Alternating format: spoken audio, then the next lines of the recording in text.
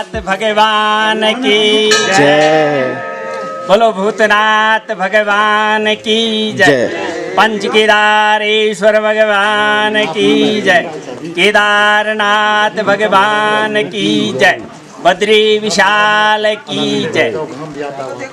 ओम वक्रतुंड महाकाय सूर्यकोटि समप्रभा निर्विघ्नं कुरु मे देव सर्वकार्येषु सर्वदा।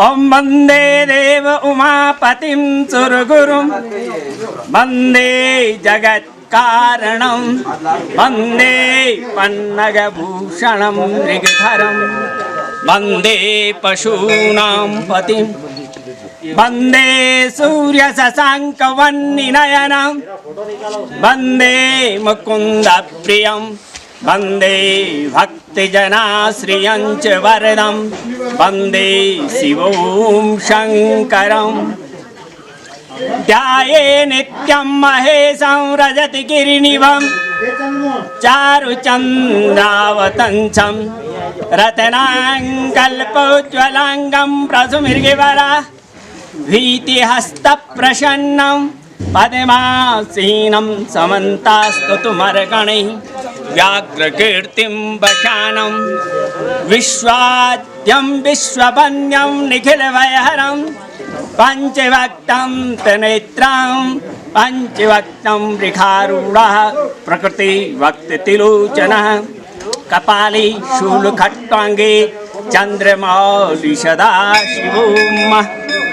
भगवान तुंगनाथ जी की आज डोली यात्रा भगवान तुंगेश्वर से गद्दी स्थान मक्कू मठ में प्रस्थान करेगी और आज भगवान चोपता में निवास करेंगे। दूसरे दिन भगवान की डोली गांव बनातोली में गांव के लोगों के द्वारा पूजा अर्चना के बाद भनकुन नामक गुफा में निवास करेगी। उसके उपरांत परसों 6 तारीख को डोली मक्कू मठ नीलकंठ ऋषि के तपस्थली मक्कू मठ गांव में पहुंचेगी।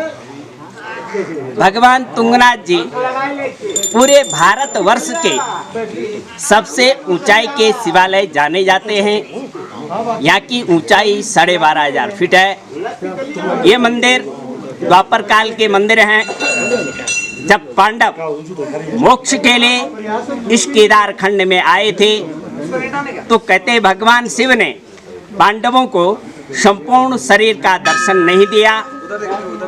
उन्होंने केदारनाथ में मायावी भैंस का रूप धारण किया। पांडव लोग उनको पहचान गए। भगवान से उसी भैंसे के रूप में जमीन में समाहित हो गए। उनके पृष्ठभाग को पांडवों ने छू लिया। वहीं पर उनको आकाशवाणी हुई कि आप लोगों ने मेरे को स्पर्श कर लिया है, आपको मोक्ष हो जाएगा। इस केदार खंड में मेरे 5 रूप के लिंग उत्पन्न हो गए हैं। आप इनका दर्शन पूजन करो तो आपको मोक्ष होगा। तो केदारनाथ में भगवान शिव का पृष्ठभाग का लिंग दर्शन होता है। द्वितीय मध्वेश्वर में भगवान का नाभि भाग का दर्शन होता है। दोनों की जो गद्दी है 12 महीने जो पूजा हुआ करती है वो ऊखी मठ में हुआ करती है। ऊखी मठ मानदाता की तपस्थली है और उषा और अनिरुद्ध का गांधर्वी विवाह ऊखी मठ में संपन्न हुआ, जो कि उषा बाणासुर की लड़की, अनिरुद्ध भगवान कृष्ण के पौत्र।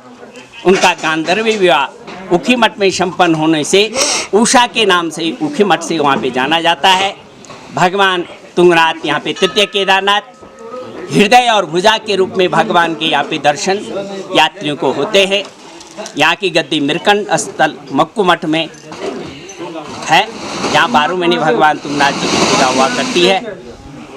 यहाँ के पुजारी और पुरोहित हम मैठानी लोग होते हैं। मेरा नाम गीताराम मैठानी।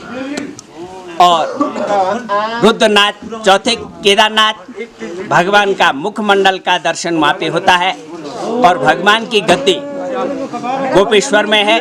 और 5वें केदारनाथ कल्पेश्वर हैं, भगवान का जटा स्वरूप का दर्शन वहाँ पे होता है, वो 12 महीने खुला रहते हैं। इस तरह से पांडवों को द्वापर काल में उनके मोक्ष के समय में इन लिंगों के दर्शन करने के बाद, बद्रीनाथ में भगवान विष्णु के दर्शन के बाद स्वर्गारोहणी से पांडवों को मुक्ति प्राप्त हुई। उसके उपरांत 1250 वर्ष पहले आदि गुरु शंकराचार्य जी, जो स्वयं शिव के ही अंश माने जाते हैं, उन्होंने ही हमारे सनातन धर्म का जीर्णोद्धार किया और इन सारे मंदिरों को खोज करके पुनर्निर्माण करा के पूजाएं चलाई।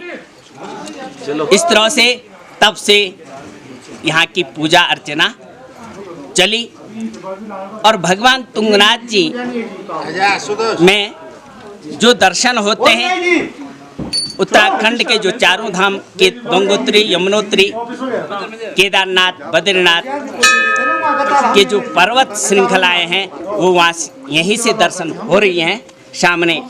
सबसे पहले यमुनोत्री हिमालय दर्शन हो रहा है, उसके बाद नुकीले भगवान गंगोत्री ग्लेशियर खड़लिंग के नाम से जाने जाते हैं। उसके बाद केदारनाथ का हिमालय दिखाई दे रहा है, जो दो पीक दिखाई दे रहे हैं। वो बड़ा सा जो हिमालय दिखाई दे रहा है, ये केदार डोम के नाम से जाना जाता है। उसके बाद ये दो आगे और एक पीछे जो पर्वत श्रृंखला दिखाई दे रही है, ये हनुमान मुकुट के नाम से जाने जाते हैं। इनके पीछे में जो पर्वत श्रृंखलाएं दिखाई दे रही हैं, मेरे और सुमेर पर्वत ये हैं। उसके बाद मन्नानी पर्वत है। इनके पीछे में 3 पर्वत जो श्रृंखलाएं दिखाई दे रही हैं, अर्जुन मुकुट, स्वर्गारोहणी और सुदर्शन पीक। उसके बाद ये जो बड़ा जो हिमालय दिखाई दे रहा है, ये चौखंबा कहलाता है। इसके बाद एक कालिक पहाड़ी के पीछे जो पर्वत श्रृंखला दिख रही है, वो भगवान स्वयं बद्री विशाल के ऊपर नीलकंठ पर्वत है। उसके बाद एक काली पहाड़ी इधर दिख रही है, इसके पीछे चौथे भगवान रुद्रनाथ जी का मंदिर है। इस तरह से तुंगनाथ में भक्तों को जो दर्शन और प्रकृति पुरुषात्मकम जगत जो शब्द का प्रयोग किया गया है, वो तुंगनाथ में ही दृष्टिगोचर होता है। और तुंगनाथ जी के ऊपर 1 किलोमीटर पर चंद्रशिला चोटी है, जहाँ से पूरे 3 भाग हिमालय दर्शन भक्त लोग करते हैं। नंदा देवी, हाथी घोड़ा, त्रिशूल, पंचाचूली आदि पर्वत श्रृंखलाएं चंद्रशिला चोटी से दिखाई देती है। भगवान तुंगनाथ जी की विशेषता है, मैं 30 साल से यहाँ पे पूजा अर्चना कर रहा हूँ, तो मैं देखता हूँ जो यात्री एक बार तुंगनाथ में आता है, 2 बार तो आता ही है, फिर वो न जाने कितने बार और कितने लोगों को यहाँ के दर्शन करवाता है, ये कहने के लायक नहीं है। यानी बार बार यात्री तुंगेश्वर क्षेत्र में आते हैं, जो एक बार आ गए। तो भगवान तुंगनाथ जी की विशेष अनुकंपा, यहाँ पे एक आकाश गंगा निकलती है, जो कि सप्त ऋषियों के द्वारा केदारखंड महात्म्य में वर्णन हुआ है। सप्त ऋषियों के द्वारा तपस्या करके इस आकाश गंगा को उत्पन्न किया गया है, जहाँ पे पितरों की मुक्ति के लिए पिंडदान आदि क्रियाएं की जाती हैं। ये भगवान तुंगनाथ जी का विशेष माध्यम मैंने वर्णन किया। भक्तों का कल्याण हो, भगवान तुंगनाथ जी में सब लोग बार बार आए, सबको भगवान तुंगनाथ का आशीर्वाद प्राप्त हो। बोलो तुंगनाथ भगवान की जय, सत्य सनातन धर्म की जय। जयकाराय वीर बजरंगी, नमः पार्वती पते, हर हर महादेव।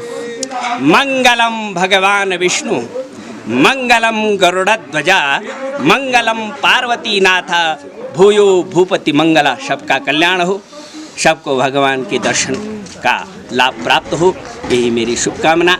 भगवान तुंगनाथ जी के चरणों में प्रणाम।